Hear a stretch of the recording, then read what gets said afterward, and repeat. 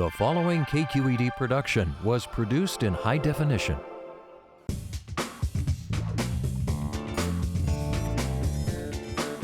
Calories.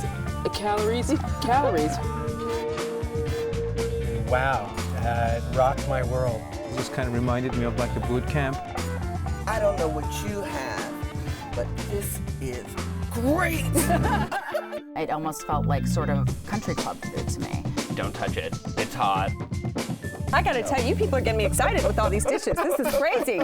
Check Please Bay Area is brought to you by the members of KQED and by locally owned and operated for 23 years, Amici's East Coast Pizzeria's 12 Bay Area restaurants offer authentic New York-style pizzas cooked in traditional open-flame ovens.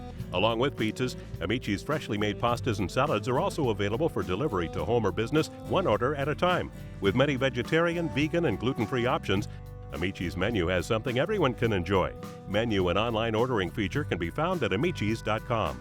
Amici's East Coast Pizzeria, proud to support KQED. From sommelier city walks and chef-led journeys to discovering nature on the Great Barrier Reef, Tourism Australia means adventure. More at australia.com/now. And by Charitable Auto Resources, urging you to donate your car to KQED's Vehicle Donation Program to help raise funds for quality public broadcasting. Feel in the room how different it gets.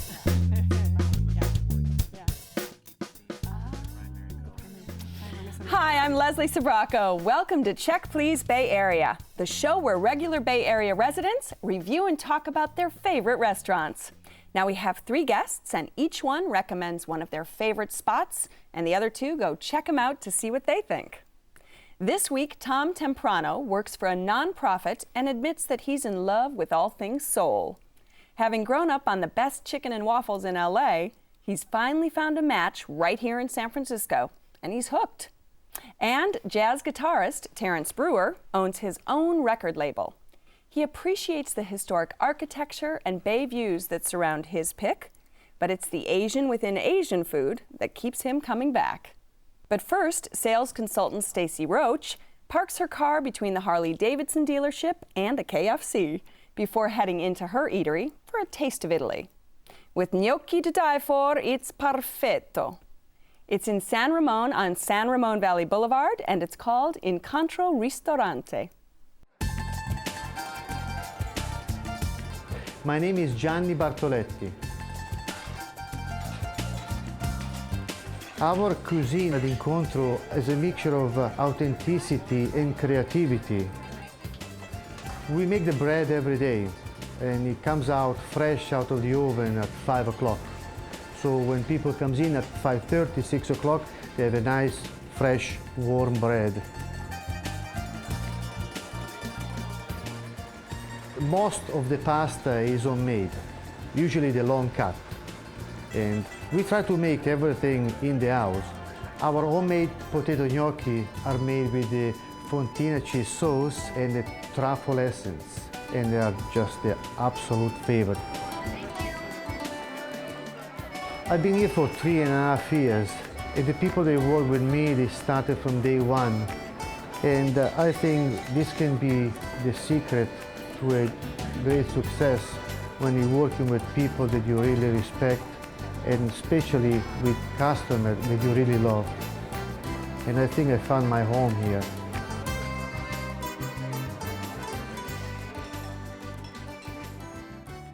All right, Stacy, you're a regular at Incontro. I don't want to say you have your own bar stool, but... Well, yeah, pretty much. It's a great joint. We went there soon after coming back from a trip to Italy, and when I walked in, I just felt like, oh my God, I'm back in Italy. It was just fantastic. The owners are so warm and welcoming, and in fact, the second time I went back, they noticed that I'd gotten my hair cut, which, you know, as a woman, really, to notice that. That's so Italian, isn't it? Yes, exactly. But they do a great job. They make all their own bread and pasta, and so any of the pasta specials are fantastic. They do a really good job with fish and seafood. Yeah, when I was there recently, I got the a special pappardelle, which was with chickpeas. Oddly enough, I wasn't sure how I'd feel about that, and shrimp, but it was fantastic. Great. And Tom, What did you have when you ate at Incontro? Well, we started off with a great appetizer. We had a roasted eggplant that was stuffed with goat cheese and smoked salmon. I'm a big smoked salmon fan, and it was just phenomenal. It was covered in a light cream sauce, nothing too heavy, just the perfect way to start off the meal. We moved on then to our entrees. I went with the flat steak, which was served with potatoes and Brussels sprouts. My dining partner got actually one of the pasta specials. It was a small pasta, again with a cream sauce and a pork ragu. I know her favorite part was that usually when you get, meat in your pasta at Italian restaurants, it's in these completely unmanageable, gigantic bites, and no one wants to eat pasta with a knife. Right. So she just loved that it was broken up into perfect bite-sized pieces, and really was a fan. Unfortunately, I wish I would have known that it was a pasta and seafood restaurant, because the steak wasn't quite what I was angling for. It had a black truffle gravy on it, which sounded like a great idea, but I now know that black truffles completely overpower anything you put them near. So it was, a lot of gravy, and the steak, which I ordered medium rare, was definitely cruising on into medium. Did you send it back? I didn't send it. Yeah. I'm not that kind of guy. I'll grin, bear it, and eat. And it was good. I just kind of expected a bit more from them. I liked everything else we got. The bread, which you mentioned, was phenomenal. And I could eat bread all day. I could have had bread as my entree, actually, and loved it. But yeah, I just wasn't quite all there in terms of my steak. And what about you, Terrence? I have to say, I do agree with both of you. The bread is phenomenal there. They homemake it every day, and it was probably one of the best parts of the meal. I started out with split pea soup that had roasted bell peppers, and it was a little bit of an indication of, for me, the way the rest of the meal was going to go. It was very light. It was flavorful, but I had to reach for the flavor. It wasn't quite bold enough for me. And for an entree, I tried thin gnocchi, which is staple, Italian dish, very hard to do. Again, flavor was good. It was in like a cream and cheese sauce. Flavor was good, but it was a little light. Then I also tried, I think I had the pork dish, maybe with the pasta that your friend had.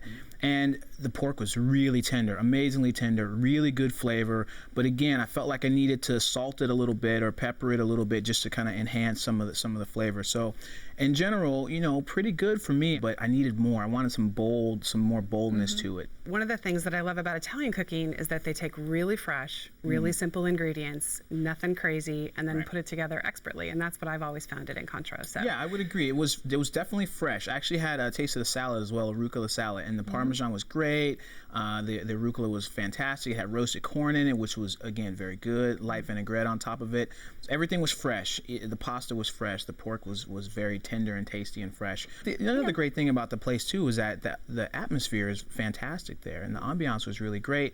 And for me, the portion size, because I looked at the prices, and I thought it may be a little pricey, even for Dublin, but I thought it may be a little pricey, but then the portion sizes were pretty good. I did feel that some of the items were really appropriately priced. Our appetizer was well worth the money. The wine was actually very affordably priced. They do actually. They have some bottles on there for $20 or less. You can actually get a bottle of wine for which you have to respect. I really respect that when people do that. Again, we come back to the entrees, and I felt that my steak was not worth the $20+ I paid for it, unfortunately, though the pasta was much more affordably priced. And again, in terms of the restaurant as a whole, I loved the ambiance of it. Though I have to say, when we went up to the restaurant, I was kind of shocked because it looked like a converted Denny's. It was just the space itself was not what I was expecting at all. But once you got inside, it was so quaint and cute, and obviously they've done great stuff with it. But still, it was sort of an interesting experience.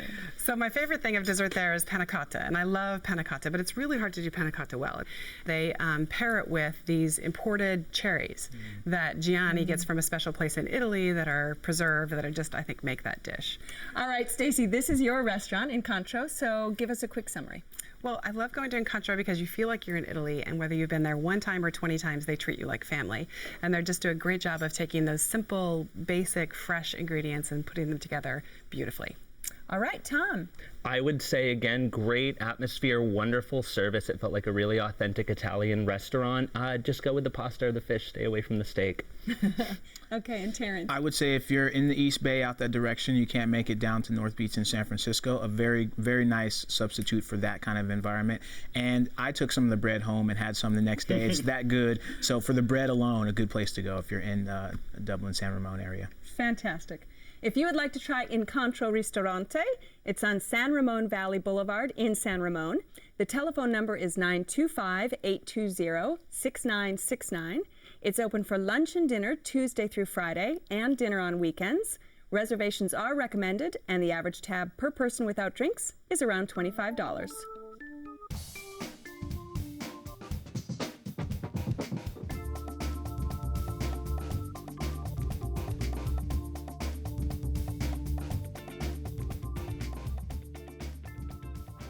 Tom's unpretentious finger-licking eatery is priced right, so he's gleefully working his way through the menu, trying dishes again and again and again. It's on 3rd Street in San Francisco, and it's called Auntie April's Chicken, Waffles, and Soul Food.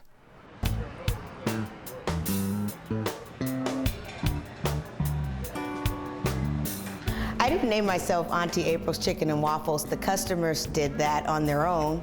They really like our chicken and waffles, and they write about our chicken and waffles, so I became the chicken and waffles spot. I really love to cook. I grew up cooking in my grandparents' kitchen.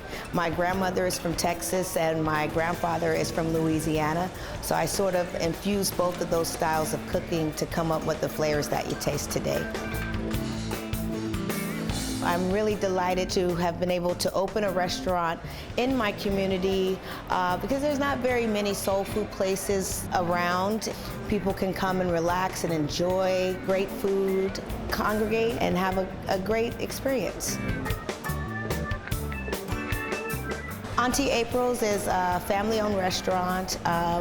We work really hard together as a family to set an example for young families and people that come in to dine with us. We're here 7 days a week serving the public, and I'm just blessed to be able to have them here to help me because it's a heck of a job by yourself.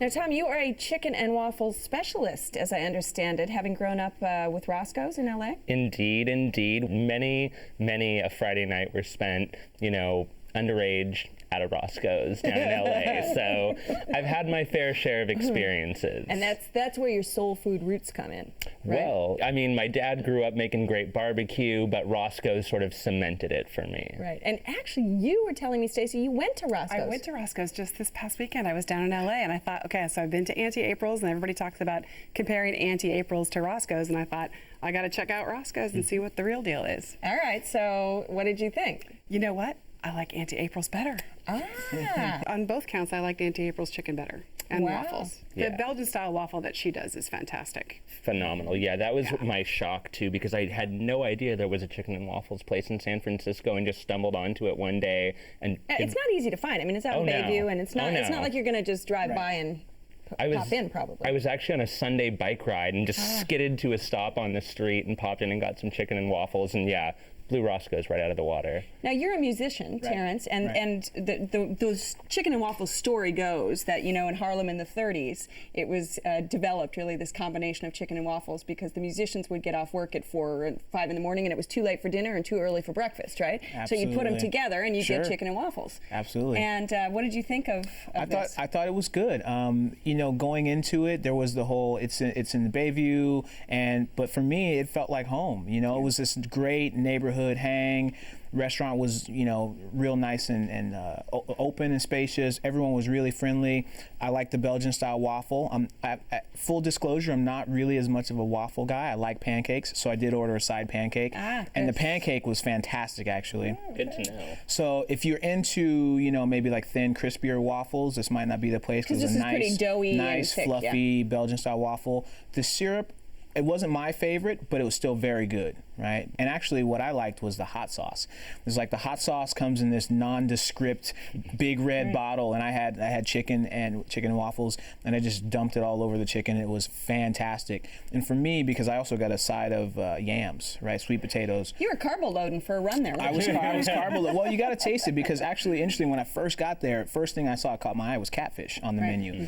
But I said, I'm going to go with the chicken and waffles because that's what we're here. Got to do it. But I had to get a side of something that was a little soul food related. So I got the yams, and they were fantastic, like cinnamon, brown sugar, butter, really, really good. And so kind of cubed. Yeah. So I would actually go back to have the catfish and do the yams again, definitely. But the chicken was good. It was lightly battered. Yeah, it was really nice.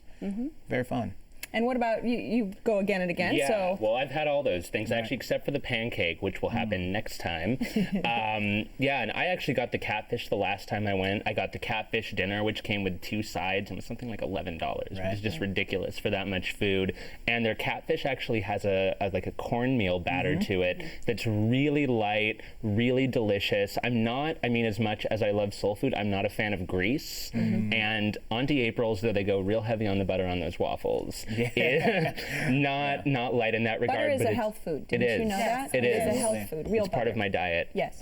Special diet. Yeah. But actually the catfish was just so light, and I went with the yams, which I've had before as well, and they are perfect. So syrupy. They're always put me on the verge of a diabetic coma. Right. But I can't stop ordering them. And then I got the mac and cheese as well, which I don't know if either of you had a chance to try, but is really that just like good, well-seasoned, kind of almost crunchy mac and cheese that you just, really shouldn't be eating after you've already had 4 pieces of catfish and a bunch of yams and have designs on that red velvet cake behind the counter, but you can't help but finish it. Red velvet cake is my favorite. I'm definitely going to have to take another stop back, because the catfish is supposed, when you're frying it, it's supposed to be in that cornmeal, so that's a good tip. And then when I went to pay at the counter, I saw that they had this massive red velvet cake sitting behind the counter that I didn't see at first, and I had too much, I couldn't eat it, but I had my eye on it, so I'll definitely go back. So plenty of reasons for me to go back. I'm not in that neighborhood too often because I'm in the East Bay, but if I'm ever even close, make another stop there for and sure. And Stacy, what did you think of the neighborhood?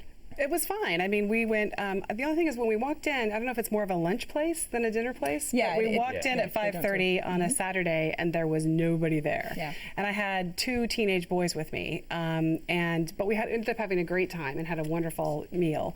We did try the red velvet cake because my wife is a huge fan of red velvet cake, and it was a little disappointing actually. It was beautiful and it was huge, but it was just a little bit dry, so I don't know if it was intended to be consumed earlier in the day, but that was probably our only disappointment, was the dryness of the red velvet cake. And what about value? I mean, this is a place that, boy. I fed 2 teenage boys and 2 grown girls for $38 total.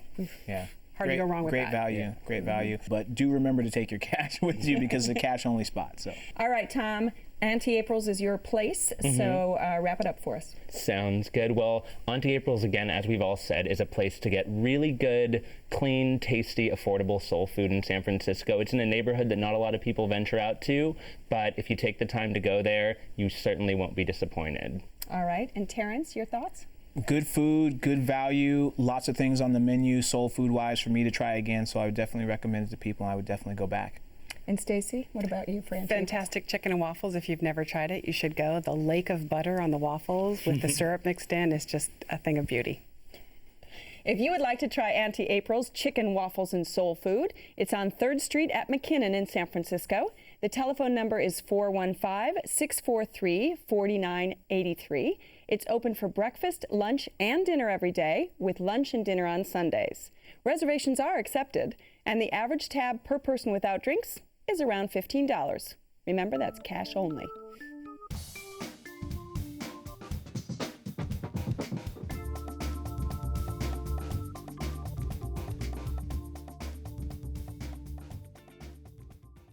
Check Please Bay Area is brought to you by the members of KQED and by Tourism Australia offers customizable food, wine, and nature adventures to Melbourne, South Australia, and the Great Barrier Reef. Information at australia.com/now. Sitting on the bay, surrounded by work from local artists, Terrence relaxes and enjoys the modern Asian cuisine at his restaurant. Formal or casual, you choose. After 9 years of dining there, the food still makes his heart flutter. Terrence's pick is on the Embarcadero in San Francisco, and it's called Butterfly Restaurant.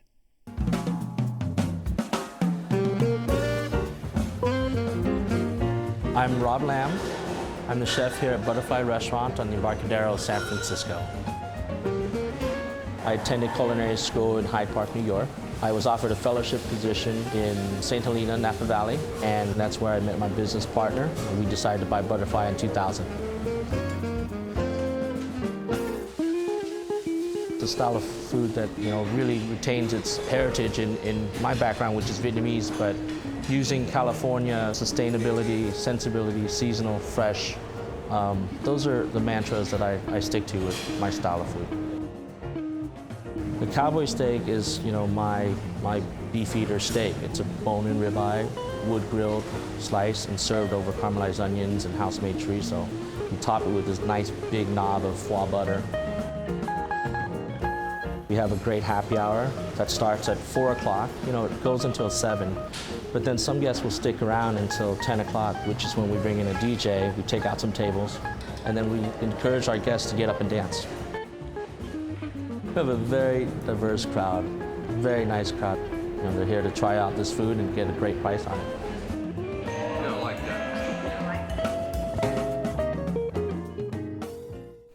Now, Terrence, going to Butterfly for 9 years, that's a lot of years. Well, a little bit of disclosure. I'm a jazz guitarist. That's what I do for a living. So I had the great fortune to play at Butterfly for 9 years, going back to the location when they were on Mission Dubose, and then when they moved to the current location, Pier 33, down on the Embarcadero.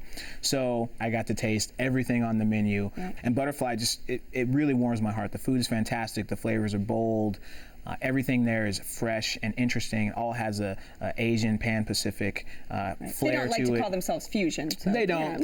But they started sort of when that movement was really big, and there were a lot of restaurants doing it. And I think they do it better than anyone. We've walked past that restaurant dozens of times, and I kind of discounted it because it was on the waterfront. But we had a great time there. It was fantastic.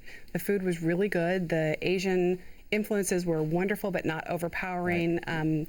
My wife had the 5-spice ribs, and the 5-spice was perfect. It wasn't hit you over the head with the 5-spice. It was really subtle. So we had just a great meal. I kind of similarly was apprehensive because I heard waterfront, I heard sort of Asian fusion, specialty cocktails, and usually those kind of places remind me how little money I make and how little I can actually access on those menus. But I completely loved Butterfly, and I was shocked when I left, almost as much as I was satiated and happy, because I just had the best experience, because they had this winter menu, I guess, which they do Tuesday through Thursday, and it was a 3-course meal for $21. Right? And I'm a chicken and waffles kind of guy. That is right in my range. So I had a great experience. They also do happy hour. From 4 to 7, I believe it's Tuesday through Friday, and it's $5 drinks. So you talk about those specialty cocktails, and you even get oyster shooters for $1, and so there's quite a value menu from that 4 to 7 happy hour. And a lot of the appetizers are on that happy hour menu too. One of my favorite dishes there that I've been eating for 9 years, they do a fried calamari, lightly battered. It's fantastic. It has a great sauce on the top. There's your calamari that you were looking for. Oh yeah, it's amazing. And the portions are, again, you think a restaurant like that, I could certainly see the perception from the outside might be one thing, but you could look at the happy hour menu and what you get, not only taste-wise, but then they give you really great portion size. They also do a really great, it's an ahi tuna roll that's tempura'd. And it's fantastic. It has wasabi, but then they also match the wasabi with creme fraiche. Nice. So you get the spicy and the coolness, and it's fantastic over top of black sticky rice. And the flavors are just so wonderful. And it's great atmosphere. And one of the things I've been able to see, and as being someone who's gone there for that long, is that most of the wait staff, a lot of the kitchen staff, have been there that entire time. So you're dealing with a really knowledgeable... Which is a testament to the chef and to the owners. And you're dealing with knowledgeable staff, and they really care about what they're doing. And did you, when you had that prefix menu for $21, what did you get?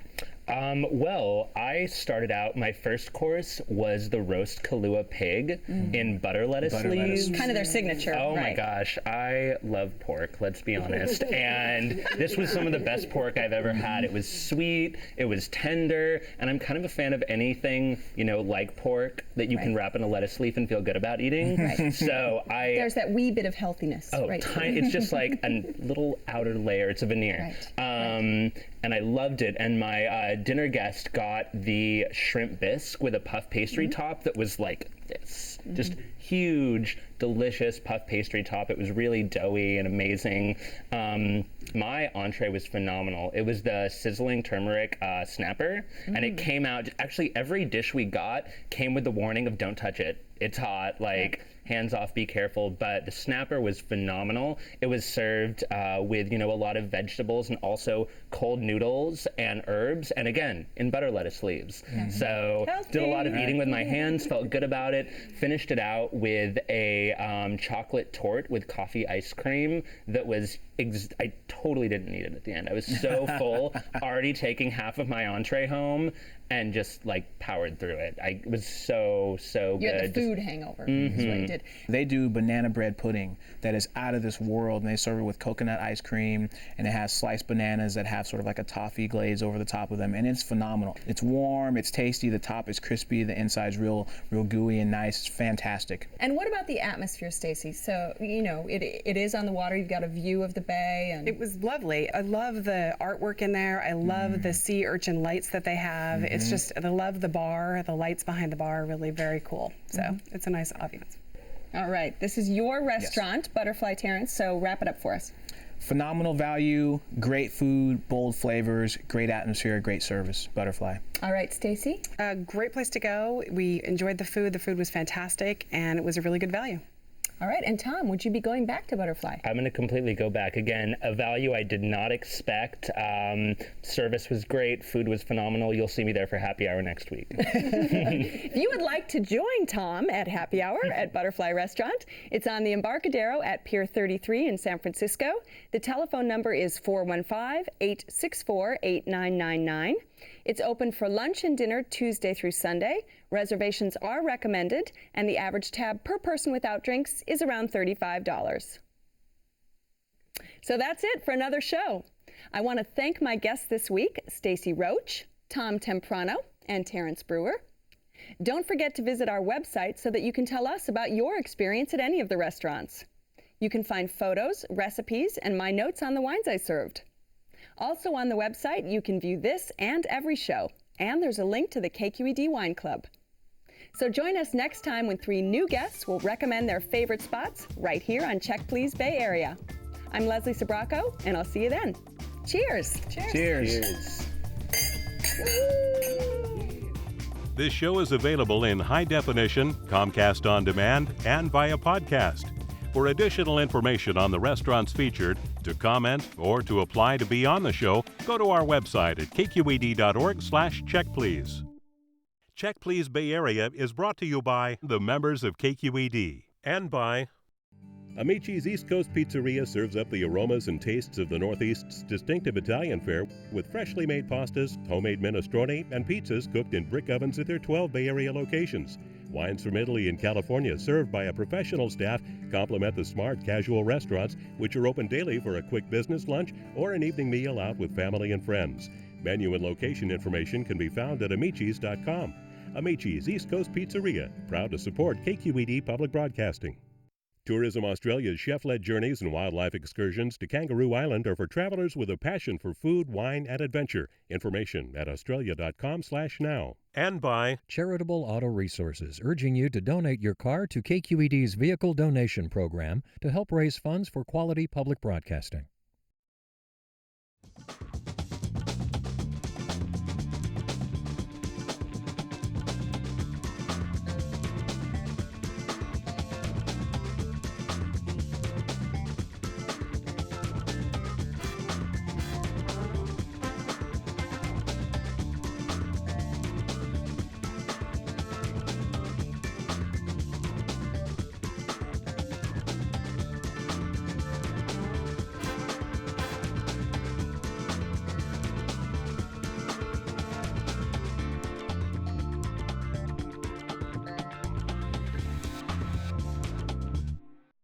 a KQED HD production.